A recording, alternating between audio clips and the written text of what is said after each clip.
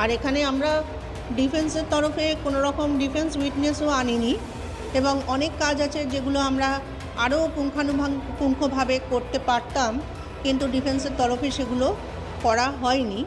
আর এই যে খামতিগুলো হয়তো হাইকোর্ট বা সুপ্রিম কোর্ট যখন আমার আসামি করবে তখন হয়তো সেগুলো রিকভার হবে, তবে সেগুলো তো অনেক ভবিষ্যতের ব্যাপার।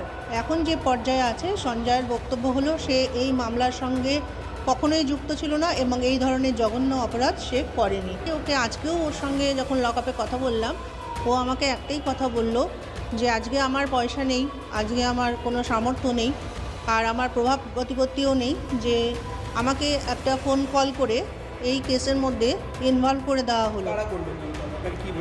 যেটা অনুপ দত্ত ওকে ফোন করে এই হসপিটালে আসতে বলেছিল। অনুপ দত্ত হলো যে কলকাতা পুলিশের যে ওটাকে ওয়েলফেয়ার যে সেল আছে সেখানকার উনি একটা চার্জে আছেন, ইনচার্জ। আর এই ব্যাপারে আর ওর কাছে কোনো রকম নেই যে ও এই হসপিটালের এই 3rd ফ্লোরে যে কোনো দিন গেছে, মানে এটাই ওর ফার্স্ট টাইম ওই 3rd ফ্লোরে যাওয়া। সেটা আমরা ওর গতিবিধি যখন ওর যে সিসিটিভি ফুটেজটা ভাইরাল হয়েছে, সেই গতিবিধিটা আমরা সিসিটিভি ফুটেজ দেখলেই বুঝতে পারবো যে ও কোনো জায়গায় প্রথম পাঠানো হয়েছে এবং ও কীভাবে জায়গাটাকে লোকেট করছে। ডিফেন্সের তরফ থেকে আপনারা তো তখন ব্যর্থ, মানে আপনারা প্রমাণ করতে পারলেন না যে সঞ্জয় এই ঘটনায় একা জড়িত নন বা কিছু, ব্যর্থ তো আপনারাও নাকি সিবিআই, মানে কি বলবেন?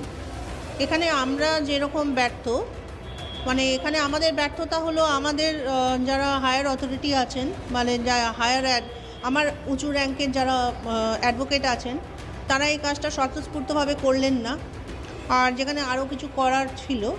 আর সিবিআই তো অবশ্যই ব্যর্থ, যেখানে টালা পিএস যা করলেন